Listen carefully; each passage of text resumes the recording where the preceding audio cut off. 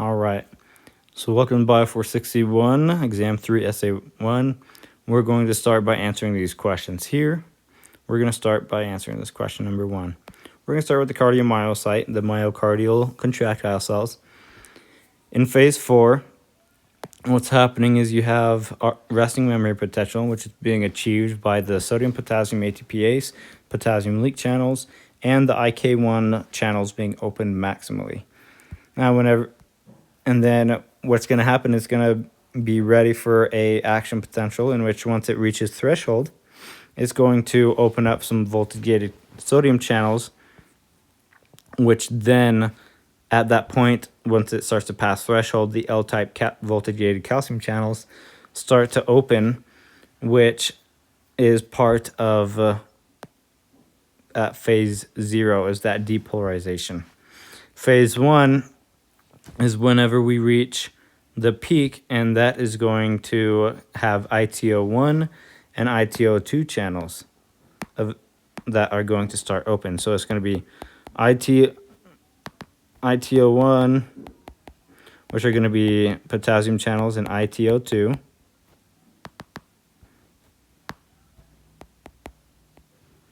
Which that's going to be calcium activated,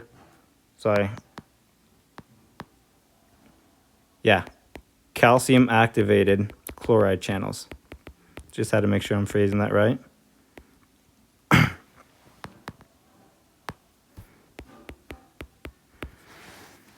And so that's going to allow the calcium to open up the calcium. The calcium is then going to open up the chloride channel, allowing the chloride to then go into the cell and start to repolarize it.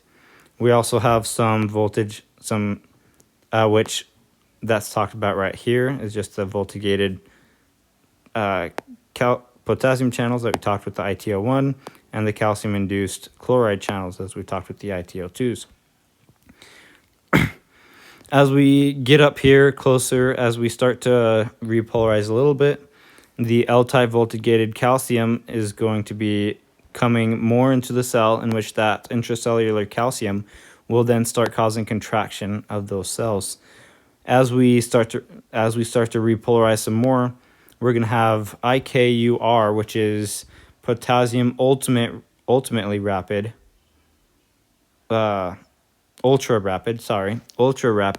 channels that are going to be open. And as we start to repolarize more, some more different potassium channels are going to be opening, which those are the AKR, which are the rapids. And then once we reach the little edge here, we're going to have our slow potassium channels, the IKSs, open up. And this plateau right here that you're seeing, the size of it will determine the length of the contraction. So if it's longer, you're going to have a longer contraction. If it's shorter, you're going to have a shorter contraction. As we start to repolarize more and more inward rectifier potassium channels are going to open, which are going to end up helping with the resting membrane potential down here. So we talked a little bit about this down here with our chart and what's happening in phase 0. That's going to be depolarization. Phase 1 is rapid repolarization. Phase 2 is going to be the plateau phase, and phase 3 is the repolarization phase. So remember, 4 is RMP, 0 is depolarization, 1 is rapid repolarization, 2 is plateau, 3 is just repolarization, and 4 is RMP again. And I'm going to talk a little bit about this ATP-sensitive potassium channels, which are important. They'll come up in the discussion here in a little bit. But basically, they're just potassium channels that are sensitive to ATP. Whenever ATP is bound to them, the channels are closed. But if you decrease oxygen, it's going to decrease your ATP, opening up those potassium channels, allowing it to fix the RMP that was disrupted by the decrease in oxygen.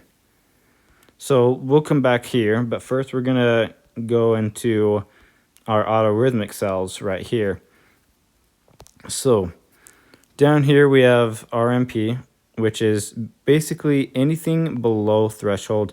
Our autorhythmic cells are going into action potential to action potential to action potential, as we see here.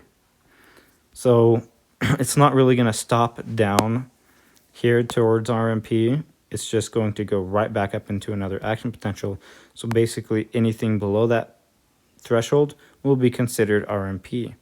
And so that's what this 4 is about. Is this 4 is going to be active, is going to be established by these funny channels that I'll describe right here in just a second. But as these funny channels open, they're going to help depolarize. They're going to want to depolarize the cell, but not many are open up here, and they start to open up more and more as they decrease. And once they're open up a lot down here, it starts to depolarize the cell again. Now, let's find out a little bit of what's going on with these HCN or funny channels that we're talking about. Alrighty, so this here is the funny channel. It's a cation channel that whenever activated, it basically triggers the cell to go again. This is what helps us keep the autorhythmic, the beat, constant. Otherwise, your heart would need a stimulus in order to keep it contracting every time. And so with these funny channels, they're going to allow the cations to come into the cell, causing it to be depolarized. So when more are open, when this gate is gone more, it's going to allow that depolarization to increase and increase until that depolarization happens, which the driving force goes up due to more HCN channels opening. And something else that's different about all our autorhythmic cells versus contractile cells is autorhythmic cells only have phase 4, phase 0, and phase 3. It skips 1, and it doesn't have phase 1 and 2. So we're just going to go a little bit into here. For the phase 4, like I was talking about, it's the gradual depolarization, and that's when the HCN channels are opening and gradually letting sodium in the cell, causing that depolarization to start to occur. And then once it hits threshold, it's going to go into an action potential, which that's phase 0, which is the depolarization. And that's when the L-type and T-type calcium channels are opening up. And so that's when calcium is starting to flood the cell, causing it to depolarize even more. The reason why that the top isn't sharp, like a peak like that, is because these L-type channels are closing slowly. So as they close slowly, it's going to cause that peak to occur. Next up, we have that phase 3, as we see here. That's repolarization based on voltage-gated potassium channels. And so we get potassium efflux, so potassium leaving the cell through the voltage-gated channels. And then the calcium is coming in by the T-type and L-type slowly because they're... sorry, I already talked about that. I should have moved that. But yeah, so because the potassium is being effluxed out, it is going to cause that repolarization. And then once it reaches below threshold, more and more HCN channels will open, and it'll go into another action potential. From one peak to another, let's not do that.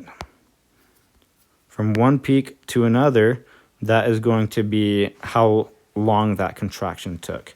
So the shorter the peaks, the shorter the contractions. The longer the peaks, the longer the contractions, etc. So on and so forth, so on and so forth. If you have an increase in CAMP, it's going to react with those HCN channels and open more up faster, so that way you can have a faster contraction. While if your parasympathetic pathway is going to cause it to open up slower. So we talked a little bit about both and how each of those work. their current and their membrane potentials involved.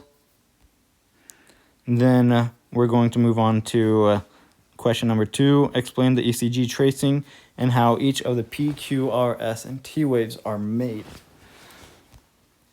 So let's go over right here. First, I want to go a little bit into how our waves are created. So on something with electrical activity, we're going to place something called electrodes, a positive and a negative electrode. So we're going to place our negative electrode on one side and our positive electrode on the other. Whenever we do this, inside of our, this rectangle here is going to represent our cell. And our muscle cells are going to be more negative on the inside and then positive on the outside. Whenever we have an actual potential occur, that negative starts to move across, as we see here. And as it moves across, it's going to send a signal to the electrodes that's going to start to move the electrode up. Now, if you started from the other side, so when you have negative moving towards a positive, it's going to move up. Now, if you have it moving from the other side, a negative moving to a negative, that's going to move the wave down. And so as I'm just going to show some more up examples. As we have more and more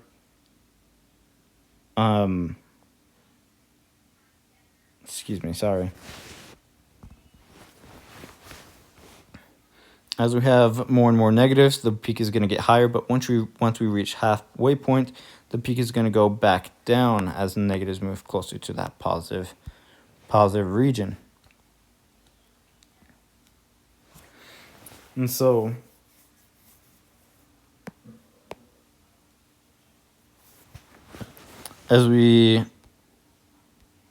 next up, another thing that Brother Hunt taught that was very handy to keep in mind is what you want to do is another trick is to find the positive electrode, look for the charge closest to it, and then if it's going to be a positive next to a positive, such as here, positive next to positive, that wave is going to go up. If it's a negative next to a positive, that wave is going to go down. So as we see here, this positive is next to that positive. So that wave is going to go up. The positive is also moving to the negative, which again goes in line with our statements of going to the opposite, which means that your wave is going to go up.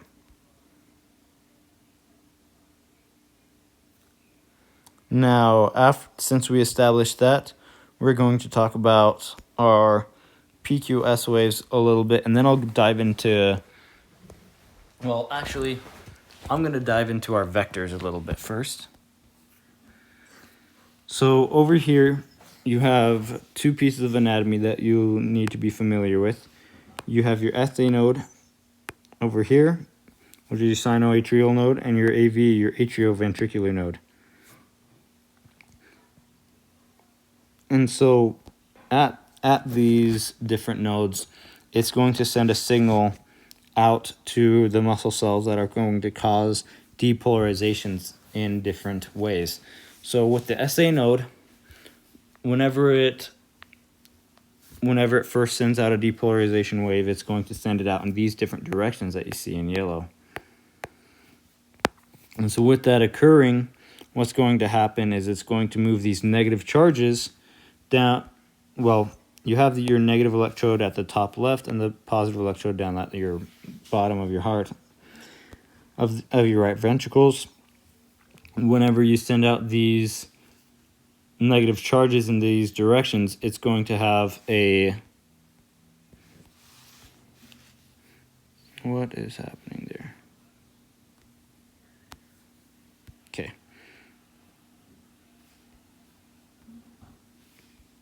One second while I find out what is going on. There we go. Alrighty. So with this, what's going on is it's sending out a vector that's moving more along the lines in this direction.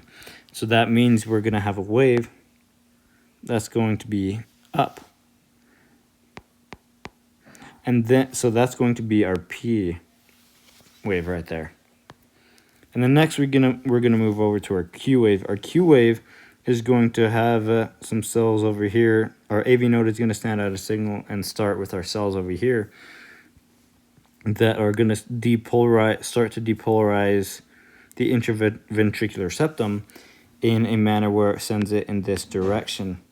So the vector is going to point towards the negative to the negative, slightly more negative, which is why we're going to have a slightly downward wave.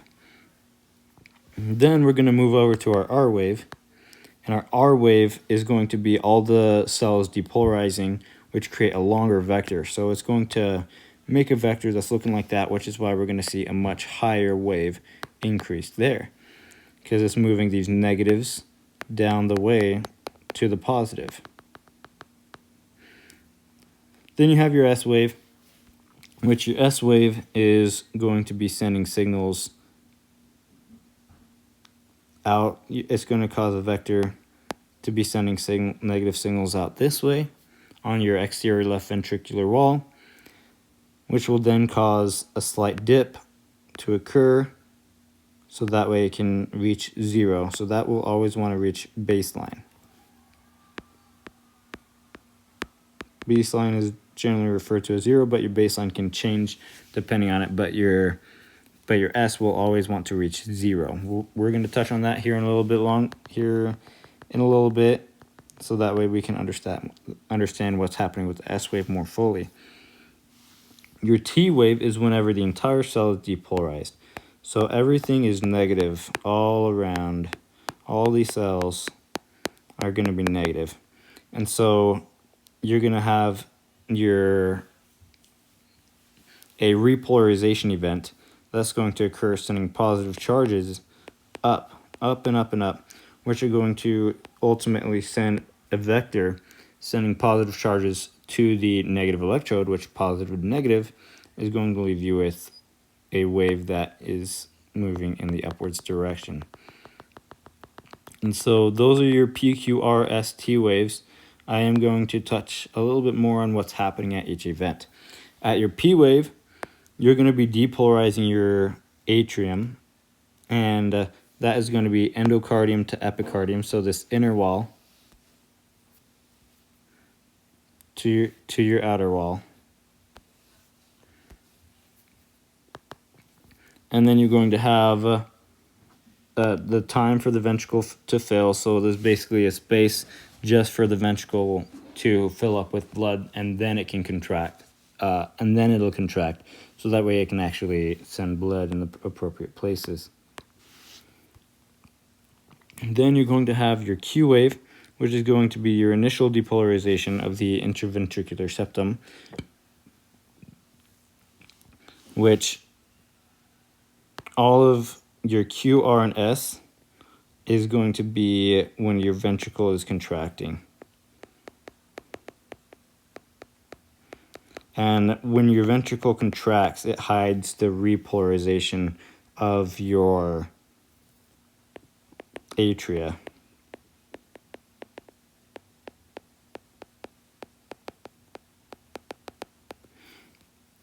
Your R is whenever all of the depolarization all of the interventricular septum is being depolarized.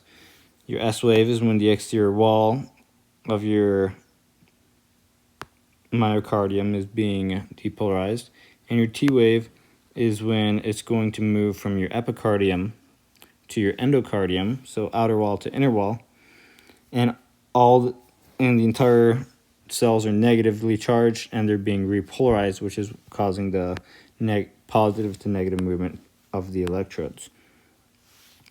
And right here as well is whenever it's repolarizing, the ventricles are also relaxing.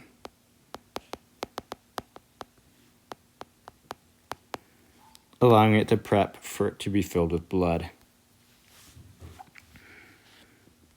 So we talked a little bit about that. I am going to come over here and just go about the conduction system as well. So the SA, just review a little bit about what we talked about. The SA node is the primary pacemaker which initiates the action potentials that set the heart rate. The AV node delays the impulse to allow the atrial contraction, so that way it can fill up with blood before the ventricle contracts and sends blood other places. The bundle of His conducts impulses from the AV node to the ventricles, allowing it to contract. The right and left bundle of His are going to carry the impulses through the intraventricular system, and the Purkinje fibers distribute the impulse to the ventricles, causing coordinated contraction. Otherwise, you would be having contractions that are not synchronized. And we went a little bit about what's going on with each of these just earlier. So your P wave is your atrial depolarization. PR interval is that time for the ventricle to fill up. The QRS is the ventricle depolarization. Contracting ST segment is the time between the depolarization and repolarization of the ventricles. T wave is a ventricle repolarization, aka the recovery phase. Alright, so we explained a little bit about how the we explained the ECG tracing and how each of the PQRS and T waves are made. Next, what we're going to do is describe what is happening to form the NSTEMI and STEMI. So let's go on over here to number 3. First, I'm going to talk a little bit about hypoxia. Hypoxia is going to have this inverted T wave occur, but first, let's understand. So inverted T wave means it's going to go down instead of up. But before we dive into that, let's first start with what hypoxia is. Hypoxia is a decrease in oxygen. So hypo meaning low, and oxia meaning oxygen in the blood. So it's low oxygen in the blood. And so whenever hypoxia are on the endometrium cells are not able to repolarize, they're going to start with the endometrium, and which are going to be the first cells not to get it, because here's your heart cell. So I'm just going to show a little bottom portion of your ventricles. Your blood is going to leave through your artery, and it's going to come down, and as it goes through different capillaries and things, it's going to reach the epimetrium first and then the endometrium second. Because it reaches the endometrium second, that means it is going to receive blood last. So that means it's going to get the smaller amount of blood that it holds, which means it's going to be affected first. So as we talked a little bit about earlier, we're going to start to cover why these ATP sensitive potassium channels are doing what they're doing. So those ATP sensitive potassium channels are, whenever the oxygen decreases, it's going to open up those potassium channels more, allowing it to repolarize, which causes the quicker repolarization for the endocardium to the epicardium, which is, as we know, the repolarization is positive, and it's going to go from endo to epi, meaning that we're going to basically reverse. Let me go back over here to this up here. We're basically going to reverse what's happening with our T wave.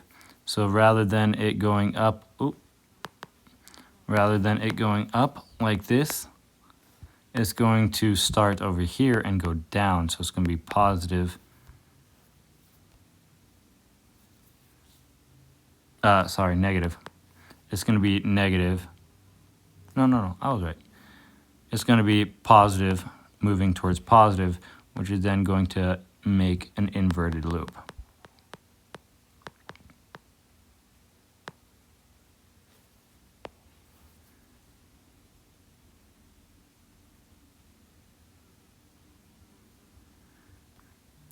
Alrighty, well, let's come back down here, talk a little bit more about that. Whenever you see that inverted loop, that is showing signs of hypoxia. If you have continual or prolonged hypoxia, it can get worse into what we call NSTEMI. So we're going to talk a little bit about that. NSTEMI is whenever, let's say there's a clot that's blocking up some blood right here. The blood is going to flow through less and less because that blood is clotting it. And so you're going to get enough blood down here, up there, but then not enough blood down here to reach the endometrium. That's going to be affected more and more. And so those cells are going to be affected, in which they will then start to have what we call the current of injury or hypoxic area. And with the current of injury, it's going to change our graph a little bit, because our cell, which is resting at 0, our baseline, which is resting at 0, is then going to increase because the current of injury is causing the, here, I'm going to move positive up here, negative down here, and this is 0. It's causing the cell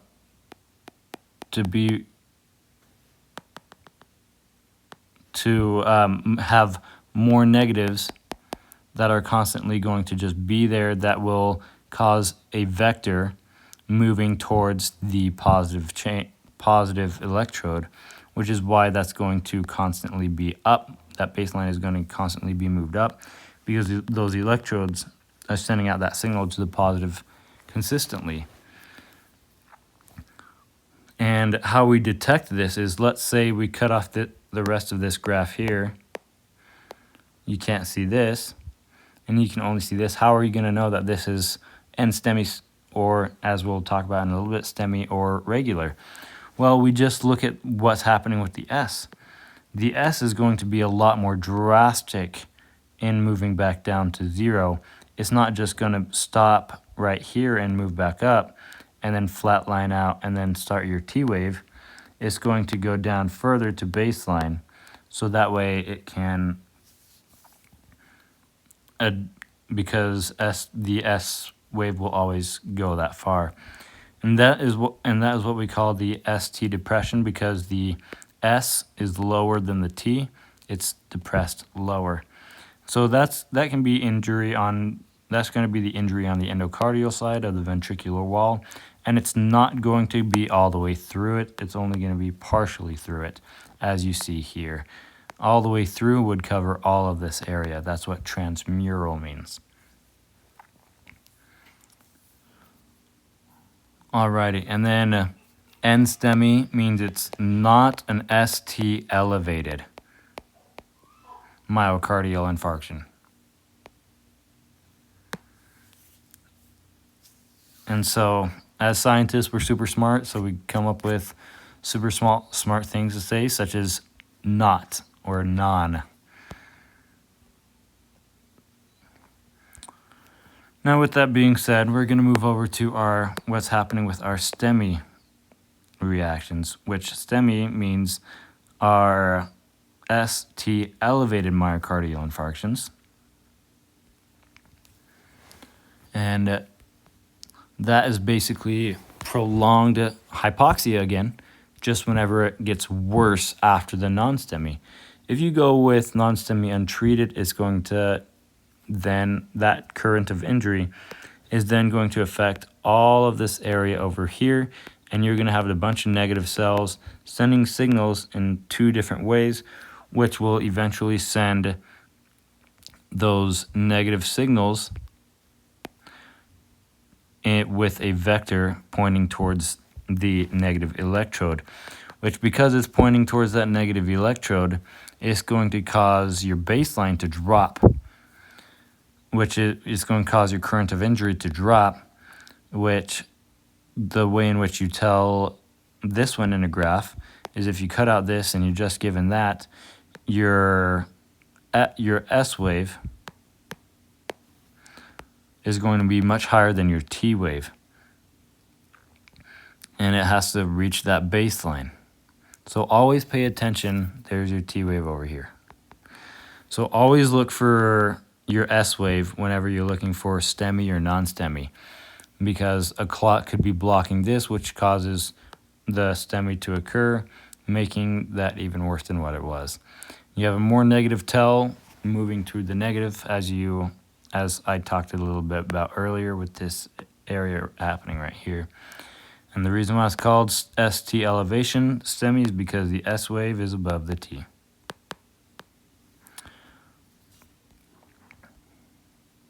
Alrighty, so that was talking about our current of injury and making sure that we're explaining that for you. Next, we're describing the mechanisms for ionotropic, lusitropic, and chronotropic actions of norepinephrine and acetylcholine on the heart. So I made a little chart here in which the ionotropy is just the force of the heart contraction. The primary effect is that it's going to increase or decrease the cardiac output. And the key players are calcium, L-type calcium channels, and beta-1 adrenergic receptors.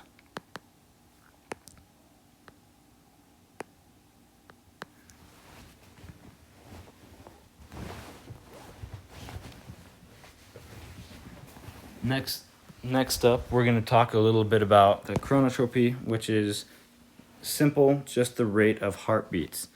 That's going to increase or decrease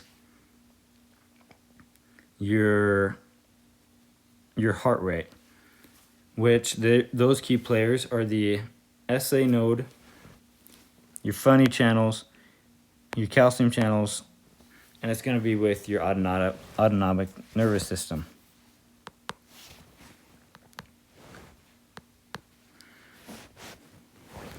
And then we have lusitropy here that I forgot to just add in right there, so I'm going to just put it right here. So we have lusitropy, which it's going to be the rate of myocardial relaxation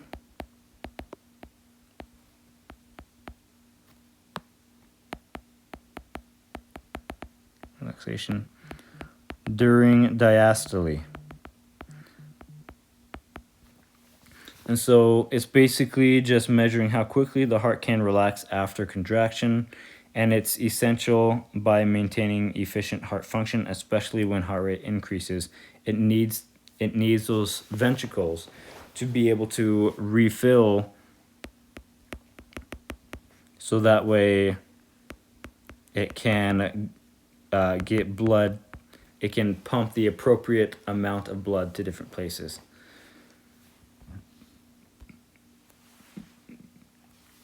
So with your sympathetic stimulation, you're going to have your activation of beta-1 adrenergic receptors by norepinephrine, which if you do that, you're going to increase the force of your heart rate and increase the force of your heart contraction, and you're going to increase the rate. And then you also have the key players are those different things as we talked about: norepinephrine, beta-1 receptors, CAMP, and PKA. Then we have our parasympathetic stimulation, which is going to be your muscarinic receptors of acetylcholine. Muscarinic receptors are mainly going to be M2 on there. And that's going to decrease your heart rate. And GERK channels will also play a role, which we'll talk about GERK channels here in a little bit. Then we're going to have a calcium handling, which is the regulation of your ICF intracellular calcium for contraction. They directly affect ionotropy. And then we're going to have our pacemaker potential, which is spontaneous depolarization in the SA node, which determines our heart rate.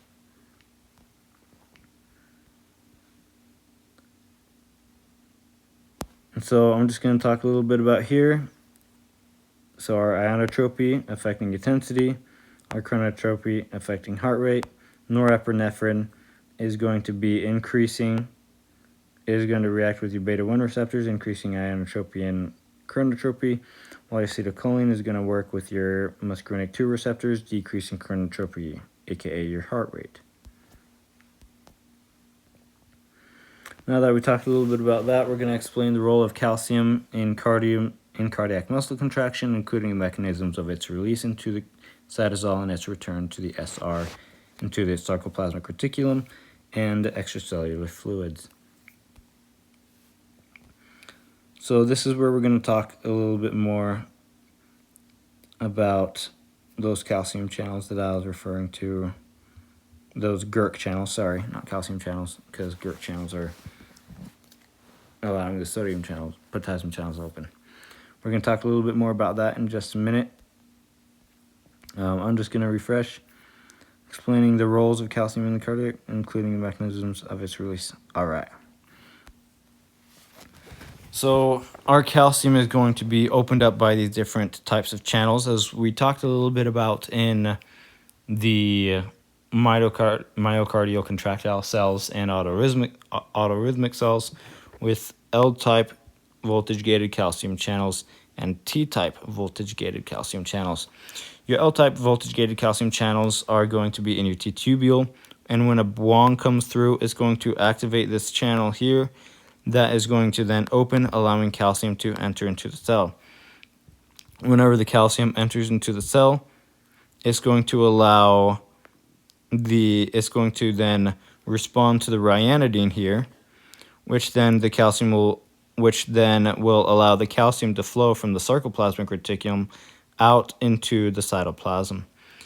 And then you also have your T-type voltage-gated calcium channels, which when those open, those are going to allow calcium to flood into the cell, and the calcium is going to increase intracellular calcium, allowing it to bind to the troponin, removing tropomyosin and causing contractions. So calcium is very important in those ways, along with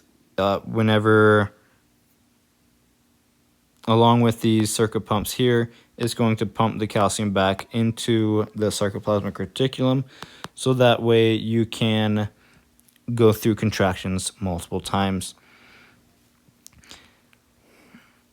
And then calcium can also be pumped back out into the extracellular fluid through a pump that is going to drive sodium into the cell through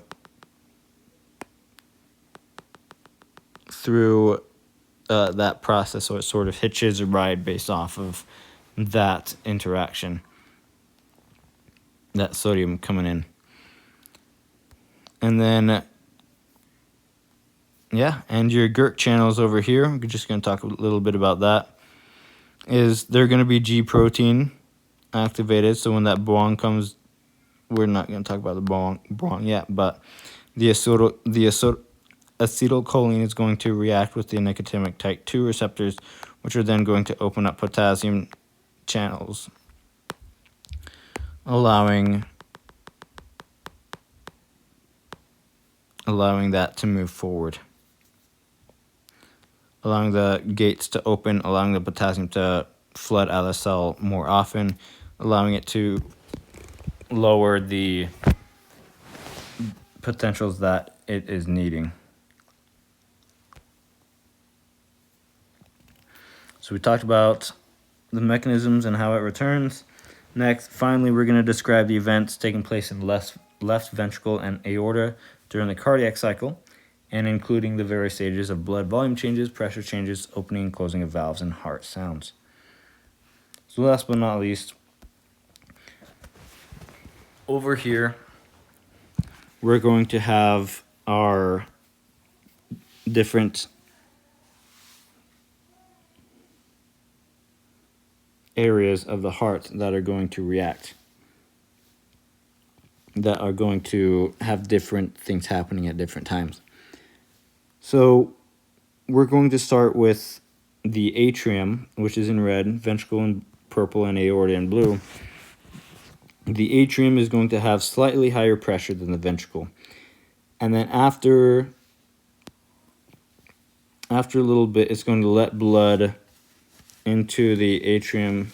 So this is letting the blood in the atrium push to the ventricle over here as it starts to occur. As we see, ventricles are also filling over here as well after.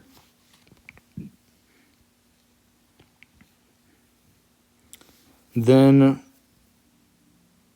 after we have a slight increase of pressure, our mitral valve is going to close, so that way after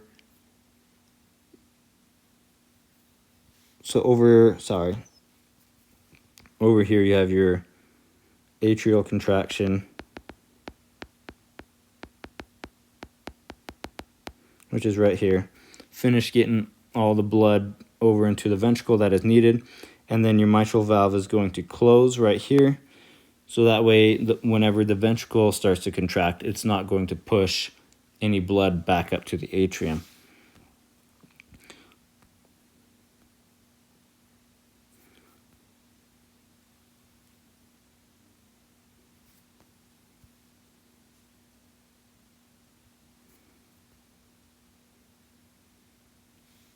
So right here at this point, we're going to have your isovolumic contraction, in which the isovolumic contraction means that the ventricle is contracting, but nothing is being pushed out yet, because it still needs that space in order. It's still going to take some time to start pushing all the blood out, because it needs to push through a semilunar valve. Well, once it starts putting enough pressure on it, that pressure is going to increase as that ventricle starts to contract. The blood volume is still the same in the ventricle, but whenever that semilunar valve opens right here, your blood volume will decrease in the ventricles, as we see up here. And then we're going to not have your ventricles relax, your isovolumic relaxation, and that's not going to change in your blood volume either. That's just getting the ventricles ready to take in more blood whenever the mitral valves opens again. So you're going to decrease in pressure as they start to relax more and more. And then the mitral valve will open up right about here, and that will allow the ventricles to fill up with more blood to start this process all over again. Now that we talked a little bit about what's happening with the ventricle, your atrium is going to lose that blood, and then it's going to start to increase. So it loses the blood, but then it's going to increase in pressure a little bit and start to level back out above the ventricle again. And your aorta, it's going to move down, and it's going to come up, and the pressure is going to come up, and as it moves back down, the semilunar valve is going to close right about here. It's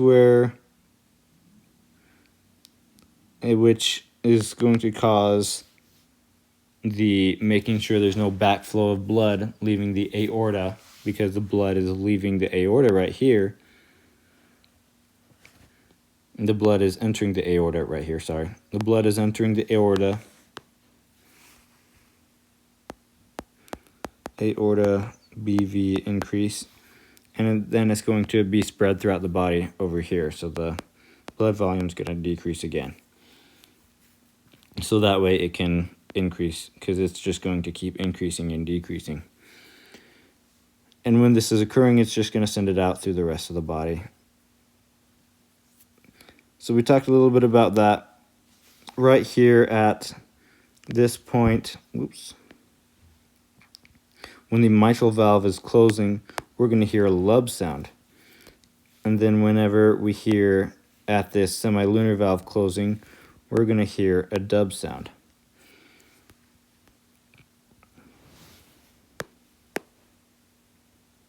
It's the mitral valve.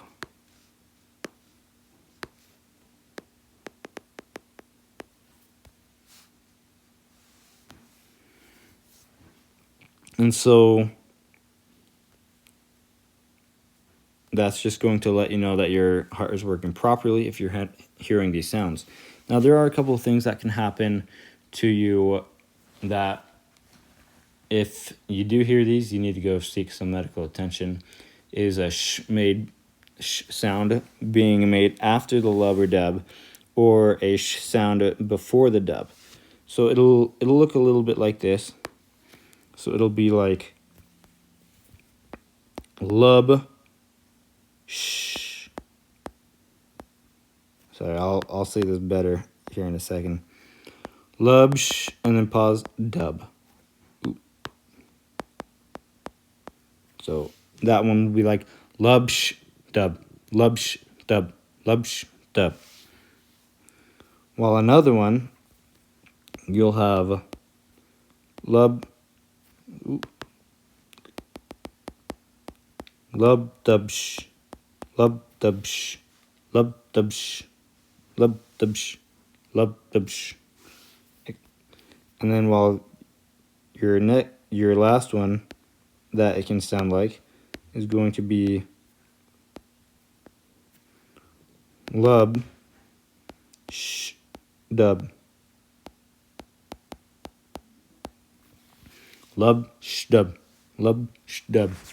So the lub sh dub is going to sound similar to lub sh dub, but two different things are happening with each of these. Whenever you have the lub sh dub, an error is occurring where your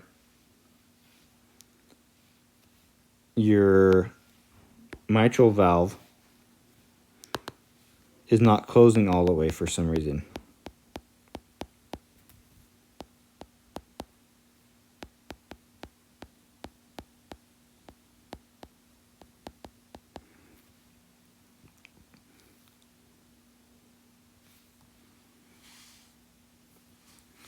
Which it could be due to a hole or some sort of paralysis that's happening in your mitral valve. Whenever you have the sh before the dub, we're going to move over and show you that it's going to affect the semilunar valve, having either some sort of paralysis or hole in there, causing an issue, making it not making it have that blood flow through that you're hearing.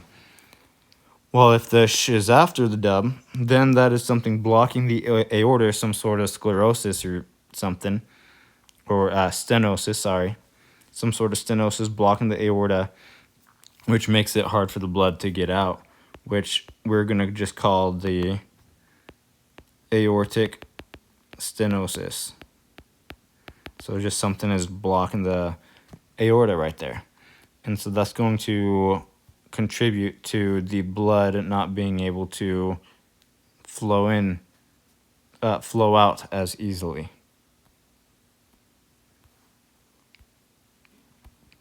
All right, so we talked about different volume changes, pressure changes, and the opening up of the opening and closing of the valves and their heart sounds. And so that concludes our Bio 461 video.